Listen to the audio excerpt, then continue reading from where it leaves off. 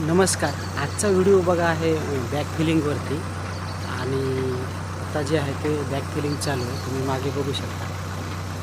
तर back feeling करते वेळेस म्हणजे काळजी एकच घ्यायची आहे की जे सेंटर आहे म्हणजे जे रूमचं जे सेंटर आहे ते जे रूमचं जे सेंटर आहे त्या सेंटरमध्ये एकदम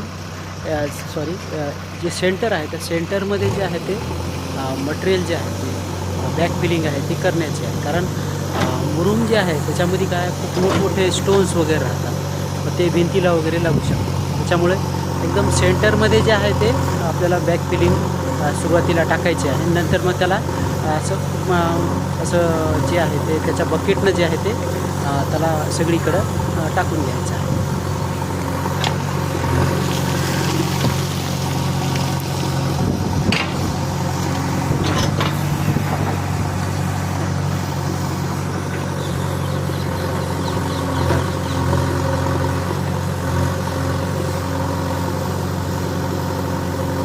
आणि खूप जणांचा म्हणजे प्रश्न देखील असतो की बॅक फिलिंग करता काय काय वापरता येईल म्हणून.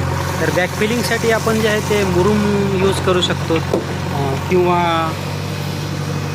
मुरुम आपण यूज करू शकतो किंवा आपण जे आहे ते जे चाळलेली वाळू राहते त्याच्यानंतर त्याचं जे उरलेलं वेस्टेज आहे त्याला सिंगल म्हणतात, ते सिंगल देखील आपण जे आहे बॅक फिलिंगसाठी यूज करू शकतो.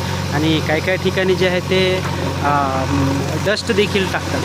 तर सुरुवातीला काय करायचं आहे की आपल्याला मुरुम जे आहे तो फिल करून घ्यायचा आहे आणि किमान 1 फूट ते अर्ध्या फुटाच्या अंतरावर किमान 6 इंचाचा जो आहे तो एक जे थर असेल तो वाळूचा असेल, म्हणजे जाड जी वाळू असते, वाळू चाळल्यानंतर उरलेली जी आहे त्याचा एक आपल्याला थर घ्यायचा आहे. म्हणजे जेणेकरून काय होतं की त्याच्यामध्ये टर्माइट जे आहे ते राहू शकत नाही, त्याच्यानंतर उंदीर जे आहेत त्याच्यात बीळ बनवू शकत नाही. अशा पद्धतीने जे आहे आपल्याला काम करायचं आहे. प्लीज व्हिडिओला लाईक करा. धन्यवाद.